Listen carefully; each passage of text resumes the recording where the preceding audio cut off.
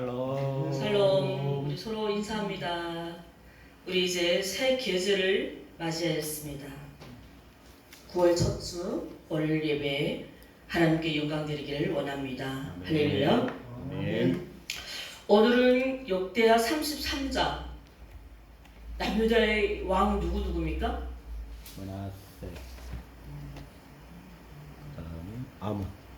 므낫세와 아몬. 아몬이죠. 박간사님 이 상을 앞에 갖다 놓으시죠. 내가 불편해요. 북이라는 소리. 내가 뭐 이렇게 불편해. 허리를 굽잖아요.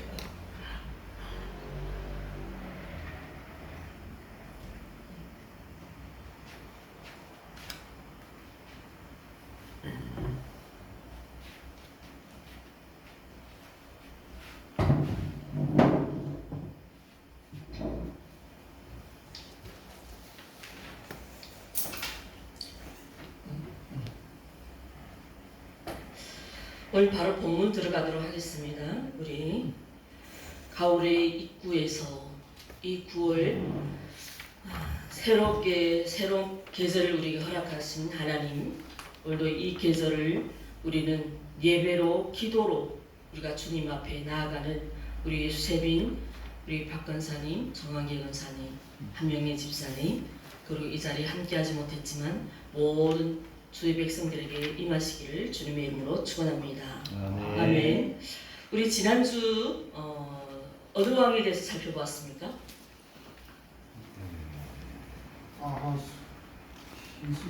히스기야죠. 이게 우리 박건사님이 수준이 아주 명확합니다. 히스기야는 남유다 몇 번째 왕이었습니까? 네, 13번째 왕이죠. 몇 살에 왕이 됐어요? 25살에. 그쵸? 25살에 왕위에 올라서 남유다를 몇 년 통치했다고 했습니까? 29년. 꽤 오래 했죠? 근데 29년보다 오늘 더 오래 왕위를 통치한 왕이 있었죠? 바로 누굽니까? 므낫세. 네, 누구요? 므낫세. 므낫세는 히스기야의 누굽니까? 아들. 아들이에요? 므낫세 아들 맞아요? 그쵸? 예. 히스기야. 예, 히스기야 아들 맞죠? 므낫세. 자, 우리 다시 한번 이 므낫세를 보기 전에 므낫세의 아버지를 좀 살펴보도록 하겠습니다. 우리 히스기야 이름의 뜻은 여호와는 강대하십니다라는 뜻이라고 했죠? 기억하십시오. 이제 아들 이름이 또 나옵니다. 자, 아하스. 히스기야의 아버지는 아하스죠. 북이스라엘의 제일 악한 왕은 우리는 대표적으로 대명사가 누구입니까? 북이스라엘 악한 왕 하면 우리는 아합을 기억해달라고 했죠. 네, 이 아합보다 더 패역한 자였음에도 불구하고 이 아하스에게는 정말 하나님을 향하여 정직한 그 히스기야가 태어납니다. 우리 지난주 말씀이었죠? 그렇죠? 히스기야는 이렇게 히스기야는 유다의 모든 죄를 이기고 유다를 하나님께 돌린 훌륭한 왕이었어요. 우리는 이 히스기야와 므낫세를 우리는 비교합니다. 자, 유다의 왕이 된 이 원년이라는 건 무슨 년이에요? 여자 연을 용하는가요? 아니면 원년은 무슨 뜻인가요? 처음 시작한. 원이 그렇죠. 원은 첫 해를 말하죠. 그 첫 해에 제일 먼저 아버지 아하스의 모든 우상을 다 뒤집어 엎었다고 했죠. 히스기야는. 자, 성전을 성결케 했다. 이것이 우리 지난주에 성경을 설교를 통해서 보았습니다. 그리고 중요한 것은 히스기야는 성경에서는 뭐라고 기록했다고 했습니까? 하나님 보시기에 히스기야는 오랜만에 우리가 들었잖아요. 정직. 그래요. 정직하게 행하였다. 정말 우리가 역대 왕들을 살펴본 중에 정말 오랜만에 여호와 보시기에 정직했다는 왕을 우리는 즐겁게 지난주 설교를 우리는 히스기야를 살펴보았습니다. 여러분 오늘 히스기야를 우리가 다시 한번 정리해갈 때 이 정직이라는 단어를 우리가 살펴보도록 할게요. 여러분 정직이라는 것은 여러분 어떻게 표현하고 싶습니까? 어떻게 설명하고 싶습니까? 정직하면 누가 떠오릅니까? 인물적이나 다윗. 성경적인 인물이나 아니면 대표적인 우리 인물들 중에 다윗. 다윗. 자, 우리 일단은 국어사전에는 이 정직은 국어사전에는 사람의 마음에 거짓이나 술수나 꾸밈이 없는 올고름을 말한대요. 올고름, 곧다는 거. 이 정직에 해당하는 히브리어 단어는 야사르예요. 우리 함께 해봅니다. 야사르. 야사르. 야사르. 야사르. 예, 뜻은 자로나 우로나 치우지 않고 똑바르다는 거예요. 말 그대로 곧게 뻗었다는 것이. 우리 김칠석 집사님이랑 수요 예배하면서 이분이 나에게 하신 말씀이 우리 북한에서는 러시아로 모두 갑니다. 사람들이 뭐 하러요? 러시아에 벌목하러 가죠. 자, 벌목하는데 러시아는 입갈나무가 그렇게 많대요. 그래서 러시아에서는 흔히 북한 사람들에게 이 입갈나무를 많이 예를 든다고 해요. 자, 여러분이 이 입갈나무는 소나무과에 속합니다. 키가 크고 그리고 사시사철 푸른 소나무처럼 생겼으나 왜 입갈나무일까요? 잎이 가다해서 잎이 진다는 거예요. 소나무는 사시사철 겨울에 잎이 져요? 저 응답해 주세요. 소나무는 언제 안 지죠. 근데 입갈나무는 잎이 져요, 안 져요? 저요. 져요. 그래서 입갈나무에 잎이 지다 해서 입갈나무라는 그 뜻의 이름을 얻었습니다. 자, 주로 이 입갈나무는 제가 고향이 어디입니까? 해산. 해산이 있잖아요. 이 해산은 백두산이 근처에 있어요. 백두산은 아직도 미림이 있어요. 미림이라는 거 아시죠? 예, 그 밀림에 지금 이 입갈나무들이 억수로 많이 잘 피고 있습니다. 자, 그런데 남한에는 아직 이 입갈나무가 자생되지 못하고 주로 추운 지방에, 이 입갈나무는 추운 지방에 러시아나 북한의 백두산 근처에 이 나무들이 지금 자라고 있는데요. 이 나무의 장점이 뭘까요? 네, 꼿꼿이 자라요. 그리고 재질이 좋아서 건축 자재에 쓰고요. 옛날에는 우리가 배를 다 나무로 만들잖아요. 이 나무로 재질로 배를 만들고 그리고 모든 강목들 있잖아요. 다 이거를 씁니다. 단점이 뭐라고 생각할까요?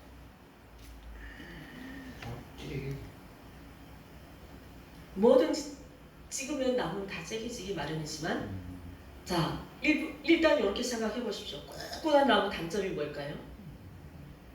쉽게 부러져. 네? 부러져. 부러집니다. 왜 부러질까요? 이 나무 성격은 꼿꼿이 서게 생겼는데 내가 삐뚤어져 가지고 나 다른 데를 갈래 하면 어떻게 된다고요? 부러져요. 자, 우리 김철석 집사님이 하나님을 믿는 성도들은 하나님 앞에 입갈나무처럼 올곧게 살아야 된다는 말씀하셨어요. 비록 그 말씀을 저에게 하고 떠나갔지만 잠시 세상에 나갔지만 반드시 하나님 앞에 이 입갈나무 같은 우리 김철석 성도님으로 집사님으로 돌아올 수 있기를 소망해 봅니다. 아멘. 자, 이렇게 입갈나무는 정직에 속해요. 히브리어 정직은 야사르. 그 마음이 하나님을 향하여 똑바로 입갈나무처럼 곱게 뻗어서 자로나 우로나 치우치지 않는다는 거예요. 우리 인물을 한번 살펴볼게요. 정직하면. 우리 요즘 아침 말씀 묵상이 어디 말씀입니까? 구약? 욥기. 욥기서죠. 우리 욥기서 1장 1절에 욥에 대해서 어떻게 평가합니까? 온전하고 정직하고 그리고 그때는 당시기 욥기서 1장 1절을 봐야겠죠? 의롭다. 하나님을 향하여 욥기서 1장 1절에 크게 읽어주십시오. 욥은 온전하고 정직하여 하나님을 경외하며 악에서 떠난 자라 그러죠? 아멘. 자, 하나님은 욥의 정직함을 말씀하셨습니다. 이것을 누가 시기했습니까? 사단이 시기했습니다. 하나님께 이런 이의를 제기하죠. 욥이 어찌 까닭없이 하나님을 경외하겠습니까? 자, 사단이 하나님께 하는 말이 뭐냐면 욥이 하나님을 섬기는 데는 분명한 이유가 있다는 거예요. 그 이유와 목적이 뭘까요?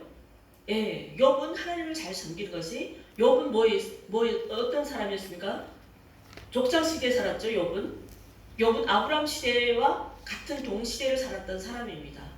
그러니 욥은 부자였어요. 아내도 있고 정말 토끼와 같은 딸도 있고 정말 우렁우렁한 아들도 있고, 자, 이것이 있어서 하나님을 경외했다고 사단은 하나님께 이의를 제기합니다. 그러나 우리 지난주 6장 7장에서는 드디어 욥이 누구에게 기도했다고 했습니까? 친구들과 대화하다가 친구들과의 변론 가운데 7장에서는 드디어 욥이 누구를 향하여 기도했다고요? 하나님을 향하여 기도했다고 했잖아요. 드디어 하나님께 대면하잖아요. 그렇죠? 자, 그래서 이 욥이 정직을 괴롭히기 위해서 사단이 욥에게 모든 재산을 앗아갑니다.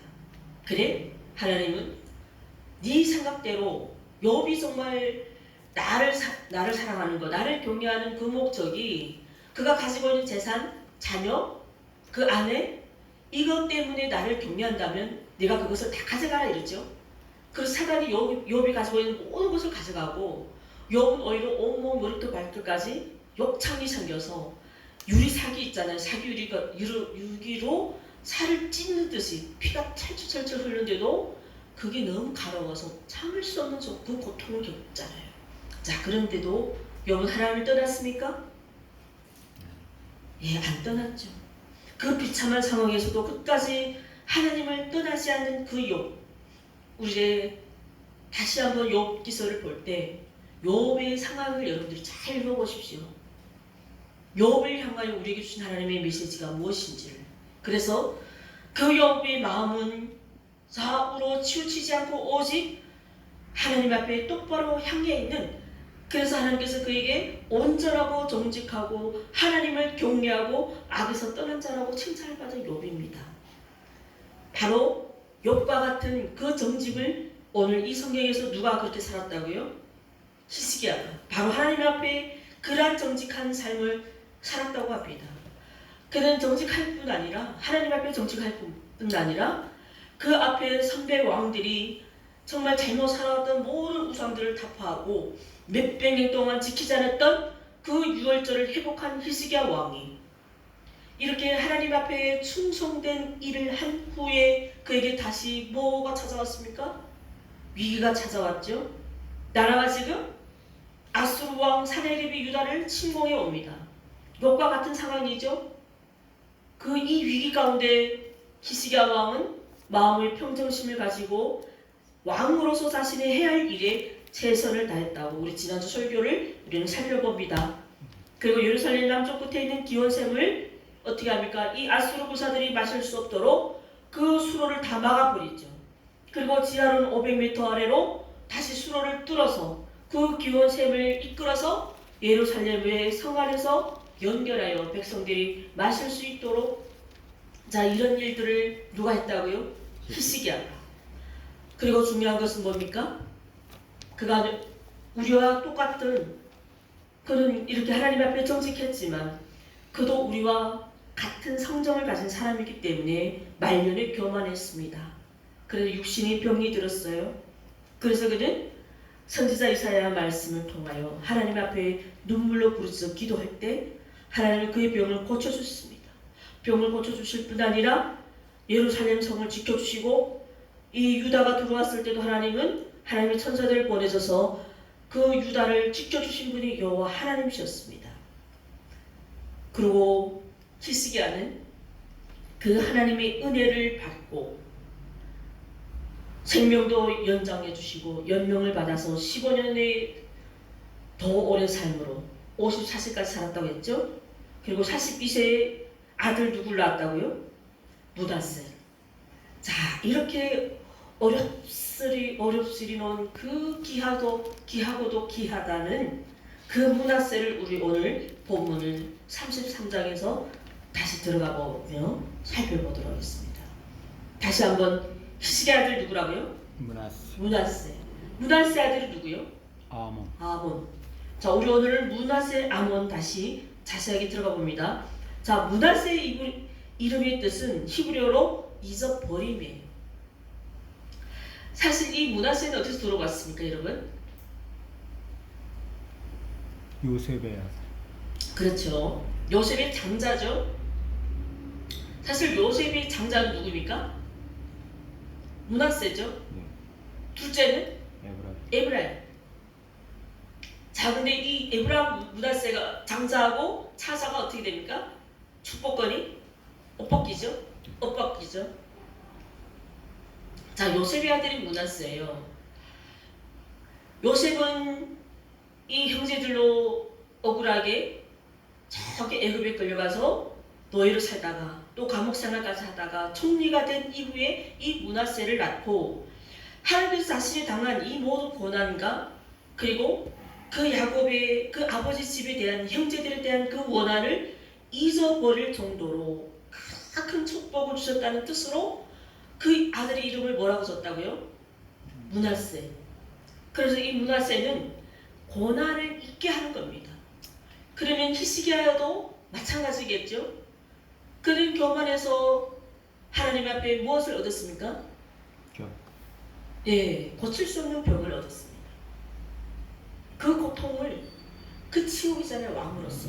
그리고 이 아수르가 왔을 때 이 히스기야를 어떻게 모욕했습니까? 아수르는 너희가 싼 똥, 너희가 싼 옷을 먹을 것이라 이런 그 치욕스러운 이 모든 것을 다 잊고 그리고 그는 하나님께로 축복을 받았잖아요. 생명을 연명하는 그 축복을 위해서 같은 경험을 했던 그 하나님의 은혜를 찬양하는 뜻에서 므낫세라고 이름을 지은 것 같습니다. 자, 1절 보니까 므낫세는 몇 살에?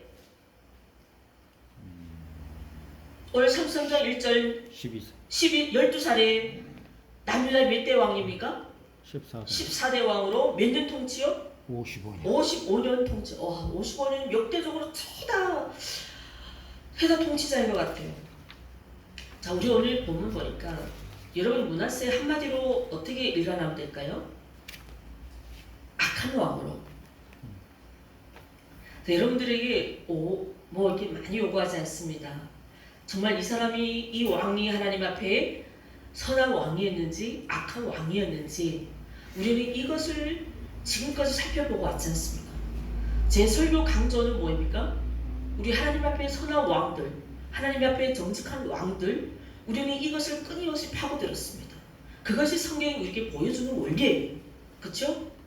누구의 아들 이게 중요한 것이 아니라 그가 몇 년을 통치한 것 이것도 물론 중요하겠지만 더 중요한 것은 역대 유다 왕들 중에서 하나님 앞에 정직하게 살아온 왕들과 악한 왕들을 우리는 끊임없이 파고들고 있습니다.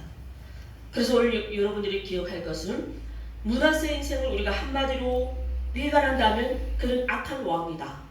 이거 배우면 여러분들이 오늘 많이 배운 것입니다. 2절 말씀 봅니다. 자, 하나님 앞에 악을 행하여 이방의 신을 따라 가증한 길을 선택했다. 가증이라는 게 얼마나 욕이에요? 성경적으로. 자, 이제 분명히 우리가 히스기야를 살펴봤습니다. 히스기야는 하나님 앞에 정직하여 그의 아버지 아하스가 악한 왕이었잖아요. 그 아버지 아하스는 그 아들을 인신제사로 드렸던 정말 하나님 앞에 대적했던 그 아하스의 모든 우상들을 타파한 것이 히스기야라고 했어요. 근데 이 므낫세는 그 히스기야의 종교개혁을 이제는 어떻게 됩니까? 다시 우상으로 뒤집어 놓아요. 3절 5절 볼까요? 우리 3절 5절 내용이 나오죠. 히스기야가 파괴한 모든 상당을 다시 복원하죠. 그리고 하늘이 뭘 섬겼다요? 이랄 성신을 섬겼다 합니다. 그리고 하나님의 이 성전 이 경내에는 모든 우상의 단들을 세우고 또 그 아들을 어떻게 했다고요? 불태워서 인신제사드리죠. 6절 맞아요? 이 인신제사는 분명히 이제 그의 할아버지 누구요? 아하스. 그 아하스 왕을 훨씬 능가한 것이 누구라고요? 므낫세. 이 므낫세의 우리 오늘 내용을 보니까 그의 통치 기간이 55년입니다. 이 55년이라는 시간으로 결국 남유다는 타락해 타락해서 하나님의 심판을 피할 수 없게 됩니다. 저 북한의 사회주의기를 간 것이 이제 70년, 이제 하나님 심판을 피할 수 없는 북한이잖아요. 망할 대로 망하죠. 사회주의 무너질 대로 무너지고, 오늘 이 므낫세하고 그 히스기야 그리고 아몬 왕, 이 3대 왕들을 본 그 아하스 왕, 므낫세, 아몬을 통해서 북한의 김일성, 김정일, 김정은 이 3대 왕과 너무나 동일한 내용들이 비슷합니다. 6절 말씀, 하나님께서 선지자를 보내줍니다. 그럼에도 므낫세는 선지자를 의지하지 않고 누구를 의지합니까? 선지자 대신에 의지하는 사람이 누구입니까? 점쟁이, 맞죠? 박수, 술객들을 더 가까이 했다고 합니다. 하나님 말씀을 더 외면하고, 그는 이 우상을 혼자만 한 것이 아니라 누구를 깨했다고요? 백성들까지 깨웠다. 백성들까지 깨웠다고 합니다. 이 왕이 이렇게 악합니다. 김일성이 기독교를 타파하고 모든 백성들을, 기독교 믿는 사람들을 다 어떻게 했습니까? 다 수청해 죽였듯이 바로 이 므낫세가 동일하게 이런 행동을 했다는 것입니다. 그리고 이때는 히스기야 때 그래서 하나님이 보내준 선지자 이름이 누굽니까? 이사야죠. 자, 히브리서 11장 37절에 톱으로 켜 죽임을 당한 이 믿음의 사람, 그것이 바로 히스기야 때부터 의지했던 하나님의 선지자 이사야. 그 이사야의 기도를 통하여 하나님께서는 이 므낫세 아버지를 살려주셨잖아요. 이 므낫세는 지금 하나님의 은혜를 망각하고 있습니다. 이 세상에 태어날 수도 없었던 그 므낫세, 하나님께서 그 히스기야에게 그 생명을 연장해 주시지 않았다면 태어날 수도 없었던 이 므낫세, 그런 하나님의 선지자, 그 아버지의 기인을, 그 이사야를 어떻게 죽였다고요? 톱으로 켜 죽였다고 하지 않습니까? 누가요? 므낫세가 누구를? 이사야를. 히브리서 11장 37절 말씀. 왜? 이 므낫세의 행위를 보고 도저히 참을 수 없었던 이사야가 직언을 합니다. 우리 열왕기하 말씀에서도 끊임없이 제가 말씀드렸습니다. 이 부분을 놓치지 말고 잘 들어주십시오. 자, 하나님께서는 이 악한 므낫세를 어떻게 하셨을까요? 여러분 궁금하지 않습니까? 과연 하나님의 사람을 이렇게 악하게 죽이는 이 므낫세를 하나님 과연 그냥 보고 계셨을까요? 우리 11절 말씀 함께 다 읽겠습니다. 시작. 여호와께서 아수르 왕의 군대 지휘관들이 와서 치게 하시매 그들이 므낫세를 사로잡고 쇠사슬로 결박하여 바벨론으로 끌고 간지라. 아멘. 6절 말씀에 흰놈의 아들 골짜기, 여기서부터 지금 문제가 난 거예요. 사실 므낫세는, 자, 흰놈의 아들, 우리 지난번에도 아하스 왕 때도 흰놈의 아들 골짜기 이야기를 끊임없이 설명드렸습니다. 신접한 자와 박수 신임을 하여 여호와 보시기에 악을 많이라는 게, 여기서는 그냥 볼 수가 없을 정도로 많다는 것은 도저히 저 악을 우리는 눈으로 볼 수 없을 정도라는 거예요. 그 다음에 뭐입니까? 여호와를 진노하겠다. 자, 여기서 하나님의 진노가 나왔습니다. 우리 북한의 김일성 동상이 몇만 개가 됩니까? 3만 8천 개죠. 대한민국의 탈북민들 숫자가 몇 명입니까? 3만 8천. 거의 3만 8천이에요. 이 한 사람 한 사람이 저 북한에 세워놓은 김일성 우상의 동상들이, 그래서 우리가 하나님 앞에 무너지면 저 김일성 동상이 무너진 건 똑같습니다. 영적으로. 아멘. 오늘 이 자리에 우리 박근사님, 한 명의 집사님, 저 하면 벌써 각 지방에 세운 김일성 동상이 3개나 무너진 것입니다. 할렐루야. 아멘. 하나님은 이런 악한 므낫세를 용서할 수가 없었습니다. 아수르에 의해서 쇠사슬에 묶여서 어디로 끌려갑니까? 바벨론으로.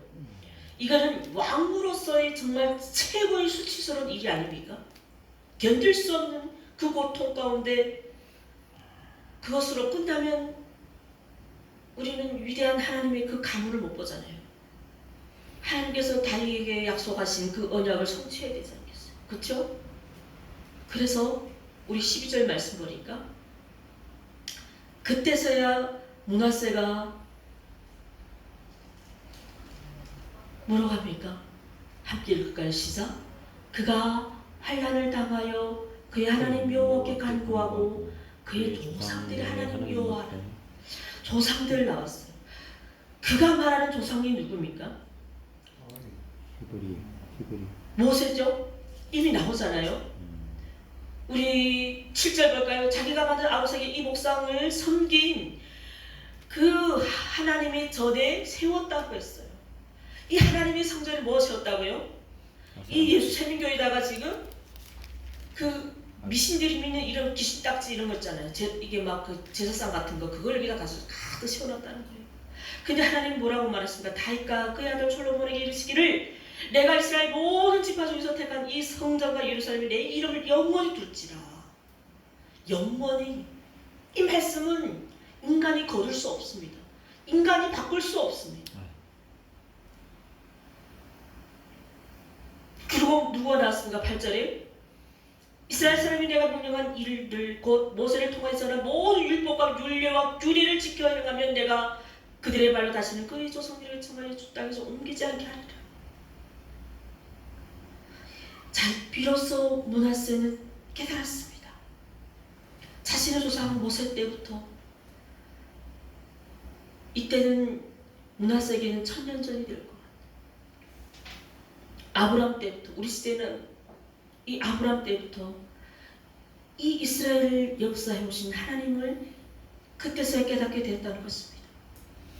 그리고 하나님께서 다시 한번 본문에 나갈까요? 13절에 그가 하나님 앞에 겸손하여 기도합니다. 여러분, 그가 하나님 앞에 기도하는데 어떻게 기도했다고요? 겸손하게 기도할 때 하나님은 드디어 그의 기도가 겸손한 기도를 받아주시고 진심인 줄 알았다. 여러분, 우리가 하나님 앞에 기도가 겸손하면 그 기도는 하나님께 진심한 기도라는 것이죠. 그래서 하나님께서 다시 그에게 돌아오게 하십니다. 그를 다시 포로에서 돌아오게 하실 뿐 아니라 다시 왕위에 앉게 하셨죠. 그의 기도를 들으사 그가 예루살렘에 돌아와서 다시 왕위에 앉게 하심에 그때서야 그는 다시 한번 하나님을 어떻게 해요? 함께 읽겠습니다. 그제서야 시작. 그제서야 여호와께서 하나님이신 줄을 알았더라. 할렐루야. 아멘. 오늘 이 자리 여러분들도 오늘 이 자리 우리를 인도하신 여호와 하나님, 정말 그 하나님이 나의 진정 나를 구원하신 여호와 하나님이심을 고백하는 여러분들 되시기를 주님 이름으로 축원합니다. 아멘. 자, 그가 돌아온 므낫세의 삶이 바뀌었습니다. 14절 다윗성 다윗성뿐 아니라 그 밖에도 기원 서쪽 골짜기 아닌 외성을 쌓되 어문 어디까지 이르러 오벨을 둘러 매우 높이 쌓고 유다의 모든 교광 성읍에 군대 지휘관들을 세웠다고 합니다. 여러분, 다윗성이 있는 예루살렘은 지대가 높은 곳이잖아요. 이곳은 이미 히스기야 있잖아요. 아버지 때부터 세웠던 성벽입니다. 이것을 다시 이제는 견고하게 다 강하게 세워서 이제는 이 이스라엘을 적국으로부터 국방을 튼튼히 했다는 것입니다. 그리고 여러 성읍의 장군들을 세웠다는 것입니다. 그리고 백성들이 이제는 하나님 안에서 평안하게 살겠다는 것입니다. 그의 신앙을 볼까요? 15절 16절에 이렇게 고백합니다. 시작! 이방신들과 여호와의 전의 우상을 제거하여 여호와의 전을 건축한 사내와 예루살렘에서 모든 제단들을 다 성밖에 던지고 여호와의 제단을 보수하고 화목제와 감사제를 그 제단 위에 드리고 유다를 명령하여 이스라엘 하나님 여호와를 섬기라 하매. 할렐루야. 아멘. 이 말씀은 어떤 뜻일까요?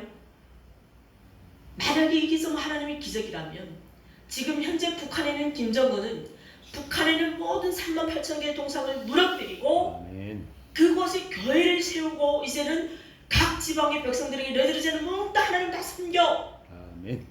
이 말씀이라는 것입니다. 아멘. 아멘. 할렐루야.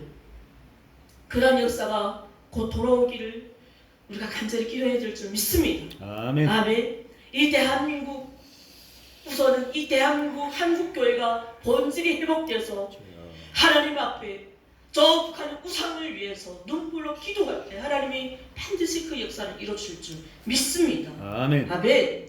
자, 이렇게 그는 확신을 가진 이 대목, 모든 우상들을 버렸다고 해요.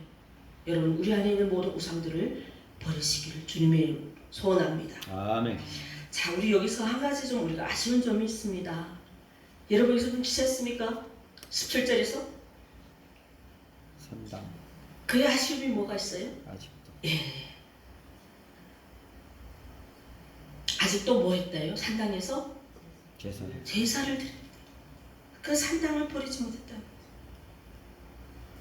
이 성전에 예루살렘에 있던 모든 우상을 버린 것은 그에게 아주 잘한 일이었지만 여전히 하나님 앞에 이 산당 제사를 떠나지 못했다는 이 아쉬움, 결과적으로는 이 므낫세 손자 요시아입니다. 이 아모의 아들 요시아인데요. 이 요시아에 의해서 그때 가서 다 정리가 됩니다. 우리 16절 말씀 볼까요? 그가 포로로 돌아와서 그 우상을 정리하고 하나님 앞에 제사를 드렸다고 하는데요. 그 제사가 무슨 제사입니까? 네? 못 찾았습니까? 우리 16절 볼까요? 여호와의 제단을 보수하고 시작. 여호와의 제단을 보수하고 화목제와 감사제를 아멘. 하나님 앞에 어떤 제사를 드렸다고요? 화목제와 감사제. 화목제, 감사제.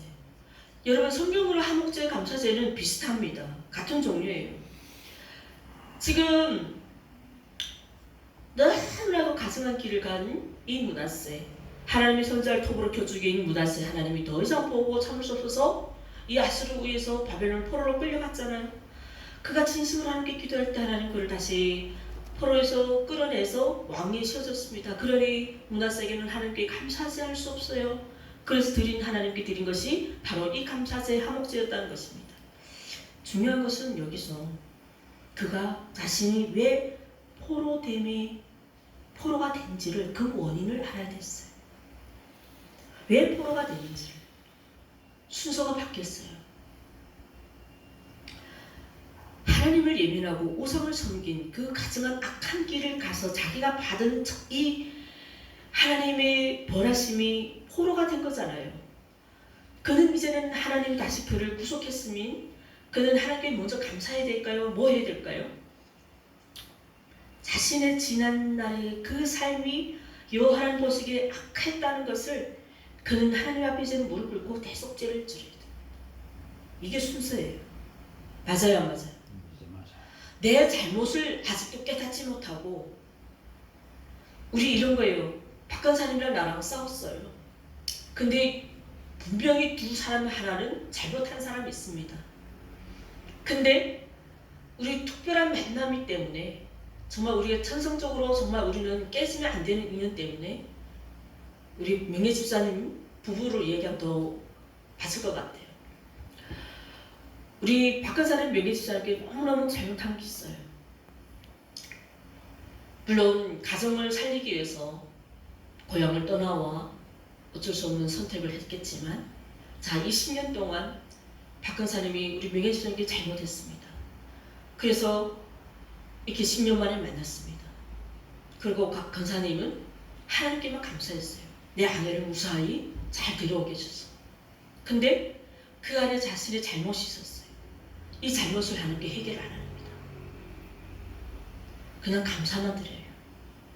그러면 이 안에 아직도 뭐가 있을까요? 내 안에 그 산당 제사가 남아있다는 거지. 우리는 하나님께서 먼저 박건사님을 구원해 주신 내가 저 제약 가운데 죽을 수밖에 없었던 나를 구속해 주신 그 하나님 앞에 내가 이제 하나님 다시는 저 우상을 섬기지 않겠습니다. 결단해야 돼. 내가 잘못 살았던 그 모든 우상들을 내가 하나님 앞에 내가 두 번 다시 이제는 이런 우상으로 안 살겠습니다. 그 다음에 감사 제사를 드려야 돼. 그럼에도 불구하고 내 사랑하는 가족, 내 아내를 이 땅에 보내주신 하나님, 그때 함께 하나님 앞에 화목 제사를 드려야 되는 것입니다. 어떻습니까, 박근사님? 이유가 맞아요. 아멘. 자, 우리 어떻게 박근사님에게만 이게 국한될까요? 우리 모두를 이곳에 인도해 주신, 우리는 이 자유민주주의 이 땅에 와서 우리는 하나님을 마음껏 예배할 수 있지 않습니까? 그러나 지금 우리가 이 믿음을 가지고 북한에 가서 예배할 수 있습니까? 우리는 마음껏 주님을 찬양할 수 있습니까? 그럴 수 없지 않습니까? 오늘 이 자리가 하나님의 은혜임을 우리는 기억하라는 것입니다. 오늘 이 자리를 우리를 인도하신 그 하나님의 은혜를 우리는 망각하면 우리는 누구와 같다고요? 므낫세와 같다는 것입니다. 그리고 오늘 19절에 므낫세에게 이스라엘의 삶과 이후의 모든 삶이 모두 다 기록되었다. 호세의 사기에 기록되었다. 자, 이 호세의 사기는 어떤 책을 말할까요? 행적을 기록한 책입니다. 여러분, 우리는 분명히 저와 여러분들은 죽음이 오면 그리스도 예수 그리스도의 이 심판대에 반드시 우리는 받는 심판이 있지 않습니까? 로마서 14장 10절 말씀이 나오잖아요. 그래서 분명히 책은 하나님 앞에 가면 생명책이 있고 행위의 책이 있습니다. 이 생명책은 구원받은 자들의 명단에 기록되어 있다면 이 행위의 책은 무엇일까요? 저와 여러분들이 모든 행적을 기록합니다. 그러면 오늘 이 자리에서 저와 여러분들이 이 땅에서 우리를 부르신 하나님의 그 부르심의 소명을 깨닫고 그 소명이 무엇입니까? 하나님께 주신 사명이 뭐입니까? 복음 통일이 아닙니까? 아멘. 이 복음 통일을 위해서 여호와 하나님 앞에 엎드려 기도하고 지금도 먹을 것이 없고 입을 것이 없고 굶어 죽어가는 내 부모 내 형제들을 위하여 눈물로 진심으로 겸손한 마음으로 주님 앞에 기도하는 우리의 이 모든 진심한 행동이 바로 이 행위의 책에 기록된다는 사실 여러분 믿으시길 바랍니다. 아멘. 21절 볼까요? 자, 므낫세가 죽어서 그 아들 아몬이 몇 살의 왕이 됩니까? 22세. 그러나 너무 웃기게도 몇 년 다스렸다요? 예. 아버지는 최장했다면 아들 아몬은 최소죠.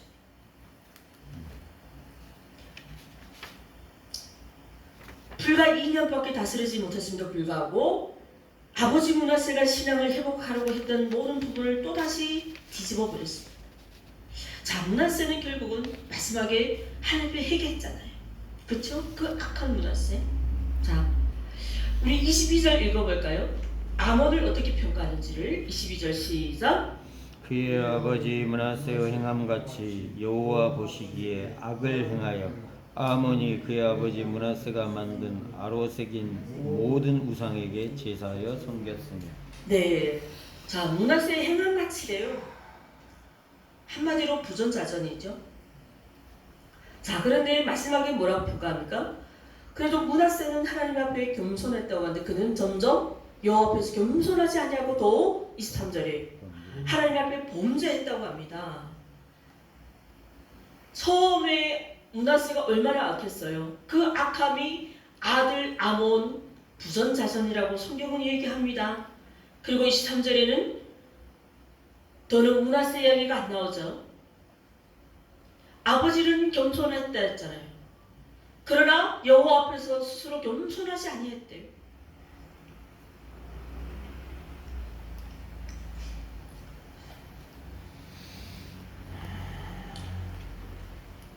이 아몬의 악정은 정말 그 어떤 왕들이 악한 왕들에게 비유할 수 없을 정도로 악했습니다.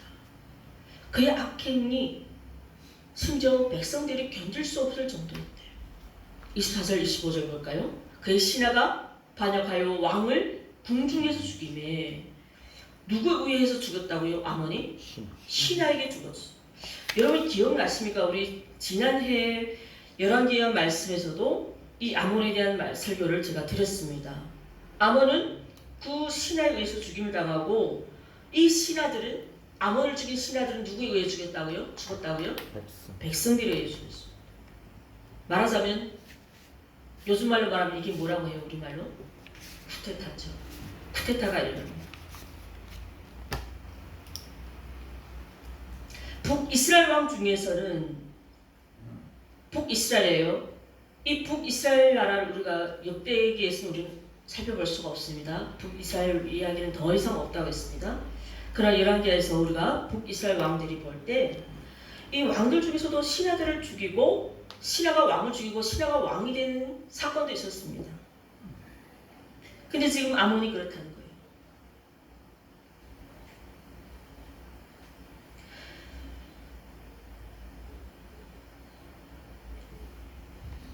이 아몬을 보면서 갑자기 김정은 생각이 나더라고요. 문하세 아버지는 김일성은 마지막에 하나님 앞에 해고록을 쓰면서 그 인생을 우습게 심장마비로 죽었죠. 김정일도 동일한 병으로 죽고 아들 지금 김정은이 이런 상황이 오지 않을까. 아직도 하나님 앞에 돌아서지 않고 저 북한 백성들을 지금 오늘 말씀이 뭡니까? 이 아몬으로 인해서 많은 백성들이 괴로워했대요. 지금 북한이 어떻습니까? 북한은 이 김정은 때문에 수많은 백성들이 얼마나 힘들게 살고 있습니까? 그래서 김정은 측근에 의해서 김정은이 죽고 그를 죽은 측근들은 또 김정은을 또 추앙하는 그런 추종자들이 있지 않습니까? 그 옆에 추앙자들은 대체 어떤 사람일까요? 그냥 자기를 위해서 사는 사람들이잖아요. 나라가 어찌되든 간에 돈벌레들 있잖아요. 나라의 녹을 팔아먹는 자들이 있지 않습니까? 그런 돈벌레예요. 그냥 김정은 옆에서 자기 때만 잘 먹고 잘 살려고 하는 그런 나라 쌀독을 파먹는 벌레들 있지 않습니까? 어느 나라나 다 동일하게 있어요. 그런 추종자들에 의해서 김정은이 죽임을 당합니다. 한 번쯤 이런 상상 안 해봤습니까? 막 여러 가지로 막 우리는 물론 하나님의 능력을 믿고 하나님 때를 기다리고 하나님 방법으로 복음 통일을 위한 준비를 해야 되지만 너무너무 우리는 북한에서 당연 그 모든 이 수모들 그리고 지금도 정말 저 땅에서 괴로움을 받고 있는 내 부모 내 형제들을 생각하면 이런 일이 좀 이 성경에서 일어났던 이 역사들이 이 현재도 좀 일어나지 않을까 그런 간절한 바람이 있다는 것입니다. 그러기 전에 저들이 먼저 하나님 앞에 회개하고 돌아오기를 더 소망해 봅니다. 자, 오늘 마지막에 25절 함께 읽겠습니다. 시작. 백성들이 아몬 왕을 반역한 사람들을 다 죽이고 그의 아들 요시야를 대신하여 왕으로 섬기니라. 자, 오늘 보니까 그 아몬을 죽인 반역자들을 죽인 이 백성들은 좀 다른 의미가 있습니다. 만약에 이 백성들이 아몬을 반역한 사람들을 죽였다면 그러면 요시야도 왕을 세우지 말아야 돼요. 맞아요, 안 맞아요? 그쵸? 불만이 있다면 불만이 쓴 거잖아요. 그쵸? 그러면 요시야를 왕으로 세우지 말고 그 중에서 가장 충성한 가장 공을 세운 사람이 왕이 올라야 됩니다. 만약에 김정은이 죽게 되면 북한의 이제 저기에 김씨 왕조가 누가 세워질지를 아마 북한에서 굉장한 고민이 있을 거예요. 그러거나 말거나 그런 일이 있으면 안 되겠죠. 또다시 김씨가 세워지면 안 되겠죠. 이제는 왕족 시대는 무너져야 됩니다. 자, 그런데 오늘 성경에서 보면 여러분 왜 백성들이 아몬 왕을 죽인 사람들을 죽이고 그러면 그 중에서 자기들이 왕이 하나 세워져야 되는 것이 그것이 정당한 건데 왜 아몬의 아들 요시아를 왕으로 세웠다고 생각되었습니까? 백성들이 구테타로 진압해서 철수니까 백성들이 저 아몬의 아들을 세운 게 맞지. 그러니까 박 강사님, 자, 이 아몬을 죽인 사람들이 반역한 사람들이에요. 예. 그러면 이 반역한 사람들은 이 반역한 자 중에서 왕을 하나 세울 거잖아요. 그러니까 죽였어요. 자, 들어보세요. 박 강사님, 하나 한 면만 보지 마시고. 자, 근데 앞부분에 뭐라고 했습니까? 많은 백성들이 괴로움을 받고 있다고 해요. 자, 그러면 이 반역자 중에서 뭔가 왕이 세워지겠죠. 근데 그것들을 다 죽였다고 했잖아요. 그러면 이 사람들은 이 죽인 반역자나 이 백성들이 불심은 동일해요. 아몬에 대한 불심은 이 백성들에게는 동일하다는 거예요. 이해되죠? 동일한 마음이에요.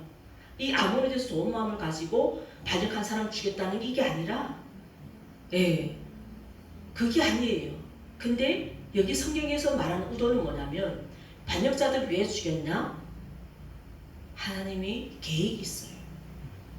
왜? 하나님께서 다윗에게 내가 영원히 등불이 꺼지지 아니라는 이 언약의 말씀을 주셨기 때문에 하나님의 역사가 이 백성들을 마음을 움직여서 그 불씨를 남겨서 요시아를 왕으로 세웠다는 것입니다.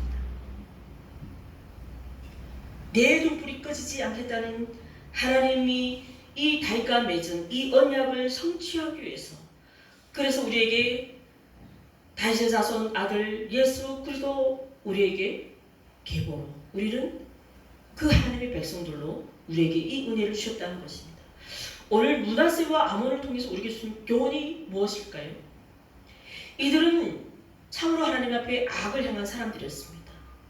그들이 악한 상황을 살아온 그 악의 삶보다 뭐가 더 크다는 거예요? 하나님 은혜가 더 크다는 것입니다. 아멘. 여러분, 이것이 오늘 우리에게 주는 교훈입니다.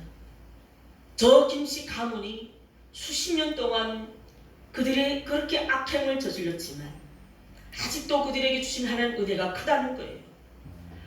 어떤 사람들이 이런 말을 하죠. 하나님 정말 살아계신다면 왜 우리 남과 북을 통일 못 시키냐? 네, 그거는 우리 생각이고요. 우리 생각과 하나님 생각은 다릅니다. 이 성경에서도 김정일, 김정은, 저 3대 김씨들처럼 악한 왕들이 있었습니까? 없었습니까? 있었어요. 오늘 므낫세 아몬을 통해서 우리에게 주는 교훈이잖아요. 그들의 삶보다 하나님의 은혜가 더 크다는 사실. 그러면 우리의 통일도 결정권이 어디에 있는지 잘 아시겠죠? 우리는 은혜로 하나님의 이 나라가 회복되어야 된다는 것입니다. 아멘. 므낫세는 55년의 생애 가운데 50년 이상을 악한 삶을 살아왔습니다. 그리고 그의 아들 아본도 역시 왕이 되는 날부터 죽는 날까지 범죄했습니다. 그럼에도 하나님은 그의 가문을 지켜주셨잖아요. 요시아를 지켜주셔서 이 땅 가운데 그 유다의 불씨를 꺼지지 않게 하시고, 그리고 마태복음 말씀 뭡니까? 우리에게 주신 그 약속, 아브라함과 다윗의 자손 예수 그리스도를 우리에게 계보로 주신 하나님의 이 위대한 성취, 이 언약.